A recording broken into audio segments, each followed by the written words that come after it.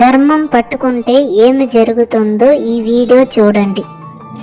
ఒకసారి ఒక పిల్లాడు నా దగ్గరికి వచ్చాడు. నేను విశాఖపట్నంలో వెంకటేశ్వర మహాత్యం గురించి ఉపన్యాసాలు చెప్తున్నాను. నేను వేదిక దిగి ఇంటికి వెళ్ళిపోతుంటే నా కబాల కాళ్ళ మీద పడి ఒకే ఒక్క క్షణం నీతో మాట్లాడచ్చా అన్నాడు. నాకు అతని ముఖం చూసి అతను ఏదో చాలా ఉత్కంఠతో ఉన్నాడు. ఏం కావాలన్నాడు. మీరు చెప్పినంత నమ్మకంతో నిలబడితే వెంకటేశ్వరుడు పిలుస్తాడా దర్శనానికి అన్నాడు. నేను హామీ, ఖచ్చితంగా పిలుస్తాడన్నాడు. నేను మీరు చెప్పినట్టు బతికి చూస్తానన్నాడు.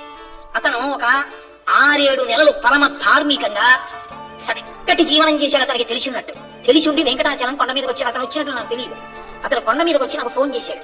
ఏమని ఫోన్ చేశాడంటే, నేను కొండ మీదకి వచ్చాను, మహాలఘు దర్శనం జరుగుతోంది, నిన్ను నమ్మి ధర్మాన్ని పట్టుకున్నాను. గురువు గారు చెప్పారు, ధర్మం పట్టుకుంటే నువ్వు దగ్గరికి తీసుకుంటా ఉన్నారు. నన్ను కూడా తోసేస్తారా? నన్ను దగ్గరికి రానివ్వవా? నువ్వు నన్ను దగ్గరికి రానివ్వకపోతే ఇక నా శేష జీవితంలో ధర్మం పట్టుకో.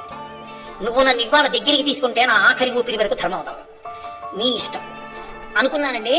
అకస్మాత్తుగా ఎవరో వచ్చి నన్ను పిలిచి, ఏమండి హుండీ లెక్క పెడుతున్నప్పుడు కాసేపు అక్కడ నిలబడి చూడాలి, అదేదో ఒక ప్రత్యేకమైన విధి ఉంటుంది భక్తుల్లో కొంతమందికి, నేను ఎప్పుడు చేయలేదు, నాకు తెలియదు, అలా ఉంటుంది అని చెప్పి నన్ను పిలిచారండి. పిలిచి కొంతసేపు నేను ఆ సేవ చేసిన తర్వాత, అలా చేసిన వారికి దర్శనం ఉంది బాబు, లోపలికి తీసుకెళ్లి దర్శనం చేయించి పంపించారు. గురువు గారు నా ఆఖరి ఊపిరి వరకు నేను ధర్మం మొదలు పెట్టను.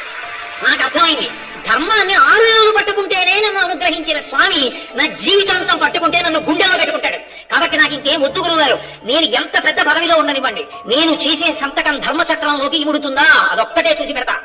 నేను బతికితే ధర్మానికే బతుకుతున్నానా, నేను శరీరం వదిలిపెట్టేస్తుంటే ధర్మానికి వదిలిపెట్టేస్తున్నానా? ఇదే నా జీవితానికి పరీక్ష. ఇక నాకు ఇంకొక మాట లేదు గురువు గారు, నేను ఇలా నిలబడిపోతున్నాను. నేను మురిసిపోయా. ఎన్ని గంటలో నా శ్వాస ఖర్చు పెట్టే ఉపన్యాసానికి ఒక్క పిల్లాడికి అందింది. ఒక్క పిల్లాడు ధర్మం మీద అనురక్తి పొందాడు చాలు. వాడు చాలు రేపొద్దున కొన్ని కోట్ల మందిని లాగుతాడు ధర్మంతో. ఏమో ఈశ్వరుడు ఎందుకు ఏ పని చేయిస్తాడో. ఈరోజు మంచి మాట. ఈ వీడియో నచ్చినట్లయితే లైక్ చేయండి, షేర్ చేయండి, సబ్స్క్రైబ్ చేసుకోండి. Thank you.